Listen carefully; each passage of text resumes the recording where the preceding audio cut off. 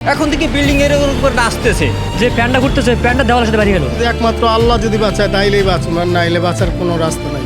না, আমি মনে করি না বাংলাদেশ এত বড় মাত্রার ভূমিকম্পর জন্য প্রস্তুত। আসলে ভূমিকম্প তো আতঙ্কিত হওয়ার কিছু নাই, আল্লাহ যখন যার মৃত্যুর যেখানে লাগবে সেখানেই হবে। ভাই, যখন ভূমিকম্প হয় প্রথম কোথাও অবস্থান করেছেন এবং প্রথম অনুভূতিটা কেমন ছিল এবং নিরাপদ থাকার জন্য আপনি কি পন্থা অবলম্বন করেছেন? ভূমিকম্প চলাকালীন আমি ছিলাম টিকাতুলির এক বাসায়।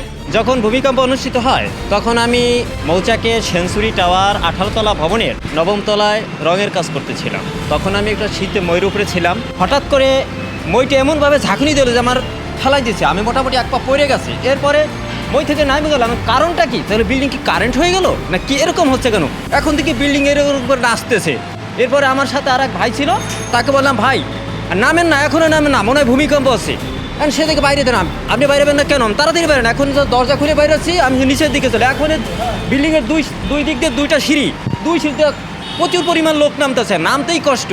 হ্যাঁ, এর পরবর্তীতে আমরা নিষ্পন্দ নামে গেছি, বুঝছেন? নিষ্পন্দ নামে যাওয়ার পরে দেখি হাজার হাজার সমস্ত লোক নেমে গেছে। মানে খুবই একটা আতঙ্কিত ছিলাম।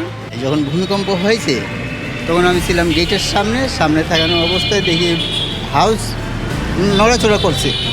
নড়াচড়া করার পরে আমি কি করলাম, গেট খুলে দৌড় দিয়ে ফাঁকা জায়গা ছিল, ফাঁকা জায়গায় চলে গেছি। লিফটের ভিতরে লোক কিন্তু আটকা পড়েছিল। আটকা পড়ার সাথে কিন্তু আমি ঝুঁকি নিয়ে জেনারেটর চালাই লোককে বাইর করেছি। হঠাৎ করে যখন দেখলাম কাঁপে উঠলো, যে প্যান্টটা ঘুরতেছে প্যান্টটা দেওয়ালের সাথে বাড়ি গেল, তখন আমি বুঝতে পারছি যে ভূমিকম্প হচ্ছে। প্রথম স্থিতিশীল ছিলাম, একটা বালিশ ছিল, বালিশটা মাথার মধ্যে বসেছিলাম। তারপর আস্তে সোজা যখন কাপড়ি কমছে তখন নিচে দ্রুত নেমে গেছি, নেমে গিয়ে খোলা জায়গায় অবস্থান করছি। কঠিন বিপদের মধ্যে ছিলাম এবং নিরাপত্তার জন্য আমি খালি জায়গা বিশ্রাইছি, কিন্তু খালি জায়গা পাইনি। প্রথমে আমি 9 তলায় ছিলাম, তো আছে যখন প্রথমে ঝাঁকুনি দিয়েছে তখন আছে এই পাহাড়ে রোডের সাইডে বাসা, তো মনে করলাম যে আছে গাড়ির কাঁপুনিতে আছে হয়তো বিল্ডিং ভাইব্রেশন দিচ্ছে। তারপরে আছে যখন আবার ঝাঁকুনি দিচ্ছে তখন আছে একটা অন্যরকম অনুভূতি হয়েছে। তখন আছে যত দ্রুত সম্ভব বিল্ডিংয়ের নিচে নেমে চলে গেছে। অনুভূতিটা অনেক ভয় ছিল। আমি ঘরে বৈশা পড়তেছিলাম খাটের উপরে, তখনকার দেখি কি খাটটা লড়াচড়া করতেছিল, আমি বুঝতে পারি নাই। তখনকার বলতেছে সবাই ভূমিকম্প বলে বিল্ডিংয়ের থেকে নামতেছে, তখনকার আমি বাইরে দিয়েছিলাম আর কি।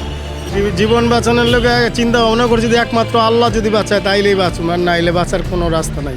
বাংলাদেশ ভূমিকম্প মোকাবেলা করার জন্য কতটুকু প্রস্তুত আছে বলে আপনি মনে করেন? না, আমি মনে করি না বাংলাদেশ এত বড় মাত্রার ভূমিকম্পর জন্য প্রস্তুত। আসলে ভূমিকম্প তো আতঙ্কিত হওয়ার কিছু নাই, আল্লাহ যখন যার মৃত্যুর যেখানে লাগবে সেখানেই হবে। তো সবাই সতর্ক থাকবেন, এটা হলে বড় কথা। সতর্ক থাকাই একটা ভালো জিনিস।